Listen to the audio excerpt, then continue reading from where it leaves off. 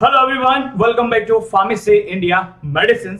आज की इस वीडियो में हम बात करने वाले हैं, जब भी हम कोई मेडिसिन ले लेते हैं या फिर कोई हमारा इंजेक्शन लगता है हमारी बॉडी पे, तो कभी कभार ऐसा हो जाता है कि रिएक्शन हो जाते हैं बॉडी में। अब ऐसे में रिएक्शंस बहुत प्रकार के होते हैं। कहीं पे हम बेहोश हो जाते हैं, तो कहीं पे सांस लेने में कठिनाइयां होती हैं, रक्त का दाब हमारा बढ़ जाता है, एटसेट्रा। बहुत सी अनेकों दिक्कतों का हमें सामना करना पड़ता है। तो आज हम यही जानेंगे कि ये रिएक्शंस होते क्या क्या हैं, किन किन प्रकार के रिएक्शन हो जाते हैं, और ऐसे में जब कोई रिएक्शन हो जाता है तो हम कौन कौन से ड्रग्स ले सकते हैं, स्पेशली कौन कौन से इंजेक्शंस हम अपने लगवा सकते हैं या लगा सकते हैं जब भी कोई हमारी बॉडी में रिएक्शन हो जाता है। तो शुरुआत करेंगे टाइप्स ऑफ रिएक्शन से, यानी कि कितने प्रकार के हमारे रिएक्शंस होते हैं। सबसे पहला होता है अनकॉन्शियस, मतलब कि जहां पर हमें कोई होश नहीं होता, हम बेहोश हो जाते हैं। दूसरा आता है ब्रीदिंग डिफिकल्टी, मतलब कि सांस लेने में बहुत समस्या होती है, सांस लेने में कठिनाइयां होती हैं। तीसरा आता है इंक्रीज हार्ट रेट, जहां पे हमारे धड़कन का जो दाब होता है वो बढ़ जाता है, ठीक है, धड़कनें बहुत तेज हो जाती हैं।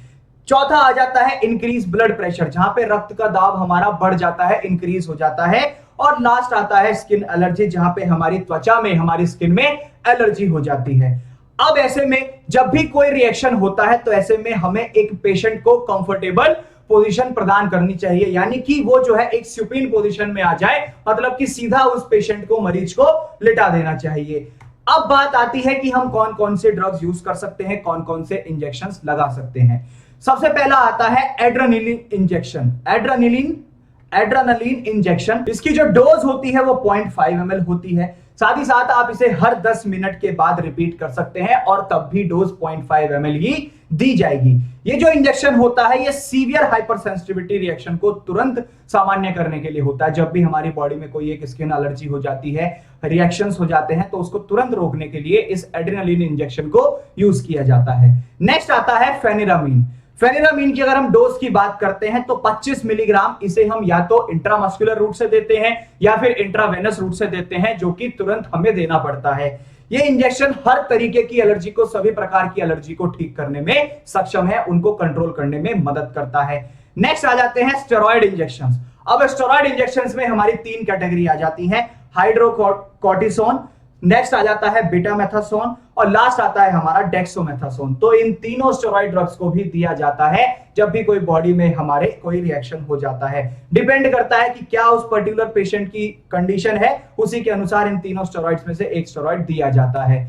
नेक्स्ट आ जाते हैं मेफेंटरमाइन इंजेक्शंस। अब मेफेंटरमाइन इंजेक्शंस की बात करें तो जब हमारा बीपी बहुत ज्यादा बढ़ जाता है, उसकी वजह से शरीर में दिक्कतें होती हैं, तो तब उसको रोकने के लिए, उसको कंट्रोल करने के लिए, नियंत्रण में लाने के लिए इसे यूज किया जाता है। किसको? मेफेंटरमाइन इंजेक्शन को। डोज की बात करें तो 30 मिलीग्राम तुरंत हमें यह देना होता है, 30 मिलीग्राम दिया जाता है ये इंजेक्शन हमारा। आगे चलते हैं, नेक्स्ट आ जाते हैं डेरिफाइलिन इंजेक्शंस पे। यदि कभी भी मरीज को अगर सांस लेने में समस्या होती है, उसको डिफिकल्टी होती है ब्रीदिंग में, तब इस इंजेक्शन को दिया जाता है। डोज की बात करें तो इसकी 110 मिलीग्राम डोज होती है। कितनी होती है? 110 मिलीग्राम डोज होती है ये एक पेशेंट को, जब भी सांस लेने में कठिनाइयां होती हैं तो इसकी ये डोज दी जाती है।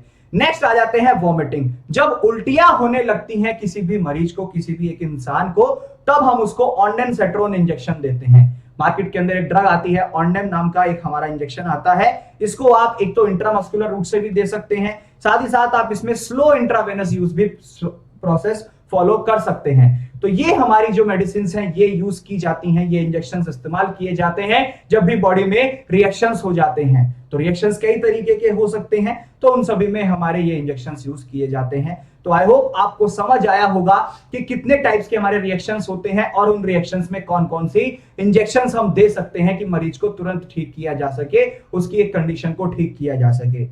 इसी तरीके की मोर अमेजिंग वीडियोस के लिए बने रहिए फार्मेसी इंडिया मेडिसिन के साथ, और जाते जाते चैनल को सब्सक्राइब करना ना भूलें।